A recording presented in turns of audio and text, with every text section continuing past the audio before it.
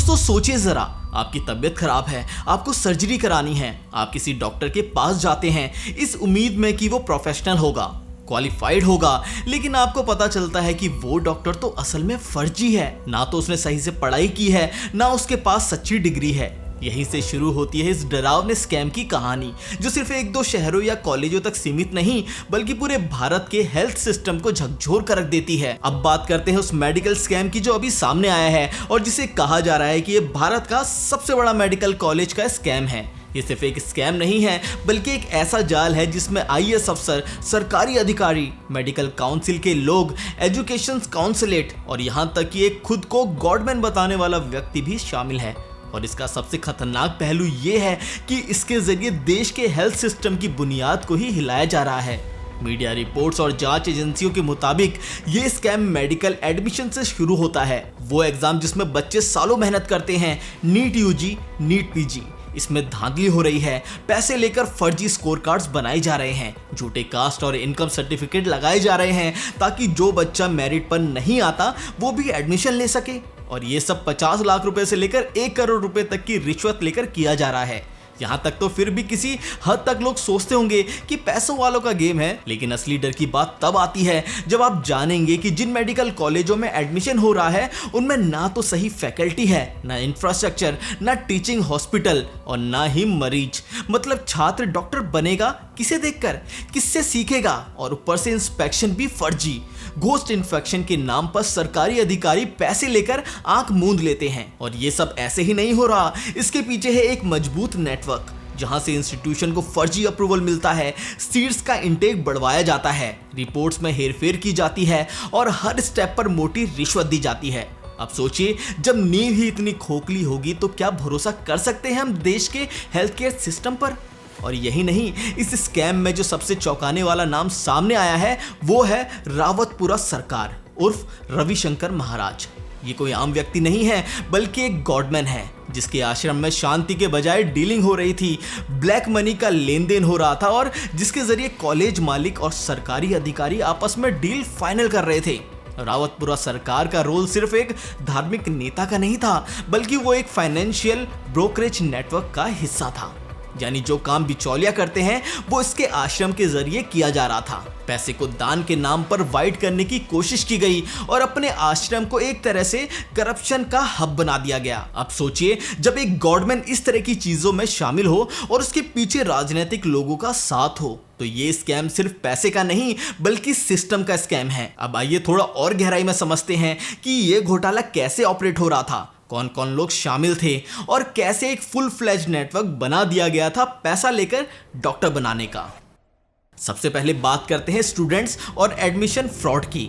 NEET जैसे exam में जहां लाखों स्टूडेंट्स बैठते हैं और कट थ्रोट कंपटीशन होता है, वहां कुछ एजेंट्स और कॉलेज के लोग कम मेरिट वालों को अप्रोच करते थे। ऑफर मिलता था, अगर तुम्हारे पास पैसा है तो हम एडमिशन करवा देंगे। और ये पैसा कोई मामूली रकम नहीं थी, 50 लाख रुपए से 1 करोड़ तक की मांग की जा रही थी, वो भी सिर्फ एक सीट के बदले। अब सवाल ये आता है कि जब बच्चा क्वालिफाइड ही नहीं है तो उसे एडमिशन कैसे मिलता था? तो यहाँ काम आता था फर्जी डॉक्यूमेंट्स और सेटिंग का। नीट के फेक स्कोर कार्ड बनाए जाते थे, फर्जी कास्ट इनकम सर्टिफिकेट तैयार किए जाते थे ताकि ईडब्ल्यूएस और रिजर्वेशन कोटे का गलत फायदा उठाया जा सके। कुछ मामलों में तो इम्पर्सोनेशन तक हुआ, यानी दूसरा लड़का ही एग्जाम देने जाता था। और ये सब संभव होता था सरकारी अफसरों की मिलीभगत से, चाहे वो मेडिकल काउंसिल के अधिकारी हो, एनएमसी नेशनल मेडिकल कमीशन के लोग हो या स्टेट हेल्थ डिपार्टमेंट, हर जगह सेटिंग थी। फर्जी इंस्पेक्शन रिपोर्ट, अप्रूवल्स के लिए रिश्वत और गवर्नमेंट डॉक्यूमेंट्स में हेरफेर, ये सब धड़ल्ले से चल रहा था। अब आते हैं इस घोटाले के सबसे मजेदार और शॉकिंग किरदार रावतपुरा सरकार उर्फ रविशंकर महाराज पर। ये कोई आम संत नहीं बल्कि एक बहुत ही इन्फ्लुएंशियल गॉडमैन है, खासकर उत्तर भारत में। इसके आश्रम में हजारों लोग आते हैं, लेकिन इन सब के पीछे एक काली सच्चाई छिपी थी। रावतपुरा सरकार असल में एक मिडलमैन का काम करता था, कॉलेज मालिकों और सरकारी अफसरों के बीच में। उसका आश्रम किसी धार्मिक स्थल से ज्यादा एक डीलिंग हब बन चुका था। वहां मीटिंग होती थी, पैसे का लेन देन होता था और ब्लैक मनी को ट्रस्ट और डोनेशन के नाम पर वाइट किया जाता था।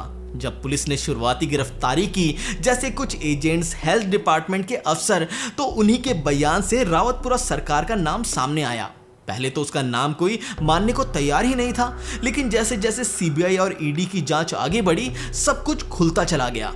अब सवाल ये भी है कि इस नेटवर्क में कितने बड़े लोग शामिल थे। हाई रैंकिंग आईएएस अधिकारी, राजनीतिक नेता, कुछ मंत्रियों के रिश्तेदार और खुद एमएलएस तक इस स्कैम में जुड़े हुए थे। इन लोगों की मदद से गिल्टी कॉलेजेस को बचाया गया, उनकी फाइलें फास्ट ट्रैक की गई और फेक इंस्पेक्शन रिपोर्ट पास कर दी गई। बदले में उन्हें प्रॉपर्टीज, कैश, गिफ्ट्स और यहाँ तक कि चुनावी चंदा भी दिया गया। इतना ही नहीं, इसमें शामिल थे कुछ प्रोफेशनल एजुकेशन कंसल्टेंट्स जो मेडिकल एडमिशन के नाम पर काम कर रहे थे, लेकिन असल में वो फर्जीवाड़े की पूरी चेन को मैनेज कर रहे थे। इनका network exam paper printing press तक फैला हुआ था ताकि वहां से भी पेपर लीक करवा सके या सेटिंग करा सके। अब आप सोच रहे होंगे कि इतना बड़ा स्कैम हुआ तो रकम कितनी थी? तो रिपोर्ट्स के अनुसार अभी तक करीब 2500 से 3000 करोड़ का स्कैम बताया जा रहा है। सीबीआई, ईडी, इनकम टैक्स की रेड में अब तक 300 करोड़ से ज्यादा कैश और गोल्ड बरामद किया गया है। 50 से ज्यादा लग्जरी गाड़ियां जब्त हुई हैं, कई बेनाम संपत्तियों को सील कर दिया गया है और दुबई, मॉरिशस जैसे देशों में भेजी गई ट्रांजैक्शंस के भी सुराग मिले हैं। अब जब ये मेडिकल स्कैम पूरे देश की सुर्खियों में है और जांच एजेंसियां भी एक्शन में आ चुकी है, तो सबसे बड़ा सवाल यही है कि आखिर सरकार और बाकी सिस्टम इस पर क्या कदम उठा रहे हैं? क्या वाकई दोषियों को सजा मिलेगी? क्या फर्जी मेडिकल कॉलेज बंद होंगे? और सबसे जरूरी, क्या भारत का हेल्थ सिस्टम इस झटके से उभर पाएगा? तो दोस्तों, शुरुआत करते हैं अब तक हुई जांच और कार्रवाई से। इस मामले में कई एजेंसियां शामिल हो चुकी हैं। सबसे पहले सीबीआई ने जांच की कमान संभाली। उनका फोकस है एडमिशन फर्जीवाड़ा, इंस्पेक्शन रिपोर्ट्स में धांधली और फर्जी एनओसी जारी करने जैसे मामलों पर। दूसरी तरफ ईडी, इन्फोर्समेंट डायरेक्टरेट, एक्टिव है मनी लॉन्ड्रिंग की जांच में, यानी जो ब्लैक मनी डोनेशन के नाम पर घुमाई गई या जो हवाला के जरिए विदेश भेजी गई उसे ट्रैक किया जा रहा है। इसके अलावा इनकम टैक्स डिपार्टमेंट ने भी रेड्स मारी है उन कॉलेज ओनर्स पर और अफसरों पर जो टैक्स चोरी और बेनामी प्रॉपर्टीज में लिप्त थे। अब तक 30 से ज्यादा लोगों की गिरफ्तारी हो चुकी है। इनमें एजेंट्स, कॉलेज प्रतिनिधि, हेल्थ अफसर और यहाँ तक कि कुछ मिडिल लेवल ब्रोकरेट्स भी शामिल हैं। जिन जिन मेडिकल कॉलेजेस पर संदेह था वहां एनएमसी और स्टेट काउंसिल्स के जरिए ऑडिट और जांच का काम चल रहा है। काफी सारी एनओसी, नो ऑब्जेक्शन सर्टिफिकेट्स को रद्द कर दिया गया है और कुछ कॉलेजेस को नोटिस भेजे गए हैं कि वो अपना संचालन तत्काल प्रभाव से बंद करें। अब बात करते हैं सरकार की तरफ से उठाए गए कदमों की। यूनियन हेल्थ मिनिस्ट्री ने कुछ सख्त घोषणाएं की हैं, जैसे कि प्राइवेट मेडिकल कॉलेजों का ऑडिट, जहां faculty, infrastructure, hospital tie up जैसी चीजों को बारीकी से चेक किया जाएगा। इसके अलावा एक बड़ा कदम जो विचाराधीन है वो है लाइव स्ट्रीमिंग ऑफ इंस्पेक्शन।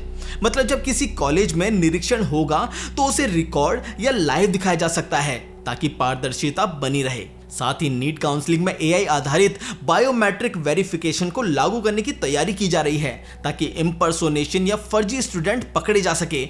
लेकिन दोस्तों, यहाँ पर एक सवाल फिर से उभरकर सामने आता है, क्या सिर्फ सरकारी घोषणाओं से कुछ बदलेगा? क्या सिस्टम इतना मजबूत है कि वो खुद से अपने ही दोषियों को दंडित करेगा? क्योंकि अब तक हमने यही देखा है कि ऐसे घोटालों में सबसे ज्यादा बचाव उन्हीं लोगों का होता है जो सबसे ऊपर बैठे हैं, चाहे वो गवर्नमेंट हो, नेता हो या टॉप अफसर। अब देखिए, इस केस में भी जब तक पुलिस ने एजेंट्स को पकड़कर कड़ाई से पूछताछ नहीं की, तब तक रावतपुरा सरकार जैसे नाम सामने नहीं आए थे। यानी सिस्टम में विसल ब्लोअर प्रोटेक्शन भी बेहद कमजोर है। लोग डरते हैं कि अगर वो सच्चाई सामने लाएंगे तो उनकी नौकरी या जान तक को खतरा हो सकता है। इसके अलावा प्राइवेट कॉलेजों की रेगुलर ऑडिटिंग और ट्रांसपेरेंसी का तो हाल ही बेहाल है। कुछ इंस्पेक्शन रिपोर्ट तो सालों से अपडेट ही नहीं हुई और जो हुई भी है वो दिखावे भर के लिए हैं। कई एक्सपर्ट और एक्टिविस्ट ने मांग की है कि अब समय आ गया है कि सुप्रीम कोर्ट खुद को इस केस में इंटरवीन करे, क्योंकि सिर्फ तभी सख्त और निष्पक्ष कार्रवाई संभव है। कोर्ट अगर इस केस में निगरानी रखे तो फर्जी कॉलेज बंद कराए जा सकते हैं, अनवेरिफाइड स्टूडेंट्स को डिस्क्वालीफाई किया जा सकता है और लाइसेंस कैंसिल कर उन डॉक्टरों को सिस्टम से बाहर किया जा सकता है जो गलत तरीके से बने हैं। लेकिन फिर वही बात, क्या हमारे देश में इतनी राजनीतिक इच्छा शक्ति है कि वो ऐसे बड़े और रसूखदार लोगों पर हाथ डाल सके? क्या सिस्टम खुद को सुधार पाएगा या फिर कुछ महीनों की हलचल के बाद सब कुछ दब जाएगा जैसा अक्सर होता है? तो दोस्तों, अब तक हम समझ चुके हैं कि ये मेडिकल स्कैम कितना बड़ा है इसमें कौन कौन शामिल थे और सरकार वो एजेंसियों ने क्या कदम उठाए हैं। लेकिन असली मुद्दा तो अब सामने आता है, इस पूरे घोटाले का सीधा असर भारत की आम जनता पर क्या पड़ेगा और भविष्य में इसके क्या खतरनाक परिणाम हो सकते हैं। क्योंकि ये सिर्फ एक एडमिशन स्कैम नहीं है, ये देश की सेहत पर किया गया सबसे बड़ा वार है। सोचिए, जब देश में हजारों की संख्या में ऐसे डॉक्टर्स होंगे जो ना तो काबिल हैं, ना सही ट्रेनिंग ली है और ना प्रैक्टिकल नॉलेज है, तो क्या आप उन पर भरोसा कर सकते हैं? क्या आप अपने परिवार के किसी बीमार सदस्य को उनके हाथ में सौंपना चाहेंगे? इस स्कैम की वजह से हेल्थ केयर का पूरा सिस्टम एक ऐसी खाई की ओर जा रहा है जहां पेशेंट्स की सेफ्टी, इलाज की क्वालिटी और मेडिकल एथिक्स सब कुछ खतरे में पड़ गया है। यहाँ सबसे बड़ा नुकसान ये हुआ है कि जो मेरिट बेस्ड ईमानदार मेहनती स्टूडेंट्स हैं वो सिस्टम में पीछे रह गए। जिन्हें सही में मेडिकल फील्ड में होना चाहिए था वो आज बाहर बैठे हैं क्योंकि किसी ने पैसे देकर उनकी सीट हथिया ली। ये ना सिर्फ सोशल जस्टिस का हनन है बल्कि देश के टैलेंट का सीधा नुकसान भी है। दूसरी तरफ इस स्कैम ने पब्लिक का भरोसा हिला दिया है हेल्थ केयर इंस्टीट्यूशन और रेगुलेटरी बॉडीज पर से। जब लोग जानेंगे कि डॉक्टर के पास जो डिग्री है वो खरीदी भी हो सकती है, तो वे सरकारी अस्पतालों, प्राइवेट क्लिनिक्स, यहाँ तक कि मेडिकल कॉलेजों पर भी भरोसा नहीं कर पाएंगे। और भरोसा खोना मतलब सिस्टम का नैतिक पतन। इसके अलावा एक बहुत खतरनाक कल्चर पनपने का खतरा है, पे टू प्रैक्टिस, यानी पैसे दो डॉक्टर बनो, चाहे तुम्हारे पास योग्यता हो या नहीं। इससे ना केवल एथिक्स खत्म होते हैं बल्कि एक पूरा भ्रष्टाचार का इकोसिस्टम बन जाता है जिसमें सिर्फ पैसे वाले लोग आगे बढ़ते हैं और गरीब ईमानदार छात्र पीछे रह जाते हैं। इस स्कैम ने यह भी उजागर कर दिया है कि हमारे देश की रेगुलेटरी बॉडीज जैसे कि नेशनल मेडिकल कमीशन, एनएमसी और स्टेट काउंसलिंग में कितनी गंभीर कमियां हैं। इन संस्थाओं का काम था मेडिकल कॉलेजों की गुणवत्ता की जांच करना, लेकिन वहीं पर सबसे ज्यादा करप्शन था। इससे ये सवाल उठता है कि हम वाकई ऐसे संस्थानों पर भरोसा कर सकते हैं? अब हमें आगे देखने की जरूरत है। सरकार को सिर्फ कार्रवाई नहीं करनी है बल्कि स्ट्रक्चरल सुधार लाने होंगे। मेडिकल एडमिशन की प्रक्रिया को पूरी तरह डिजिटल, पारदर्शी और ऑटोमेट बनाना होगा। हर कॉलेज की इंस्पेक्शन रिपोर्ट पब्लिक डोमेन में होनी चाहिए। विसल ब्लोअर्स को सुरक्षा देनी होगी ताकि वे बिना किसी डर के करप्शन की सूचना दे सके। और सबसे जरूरी, मेडिकल एथिक्स और क्वालिटी पर कोई समझौता ना हो, चाहे कॉलेज कितनी भी बड़ा या पावरफुल क्यों ना हो। अगर ये कदम नहीं लिए गए तो हम सिर्फ एक स्कैम नहीं बल्कि अगली पीढ़ियों की सेहत और भरोसे को खो देंगे। इस स्कैम ने हमें एक मौका दिया है खुद को सुधारने का, सिस्टम को साफ करने का। सवाल ये है, क्या हम इस मौके को गवा देंगे या इससे कुछ सीखेंगे? अब फैसला सरकार को नहीं, हम सबको करना है। तो दोस्तों, ये था भारत के सबसे बड़े मेडिकल स्कैम का सच। एक ऐसा घोटाला जो सिर्फ सिस्टम को नहीं बल्कि आम जनता के भरोसे को भी चोट पहुंचाता है। अब वक्त है सवाल पूछने का, सिस्टम से जवाब मांगने का और बदलाव की आवाज उठाने का। क्योंकि जब बात हमारे देश की सेहत की हो तो चुप रहना कोई विकल्प नहीं। जागरूक बनिए, सवाल कीजिए और भरोसे की लड़ाई में हिस्सा लीजिए।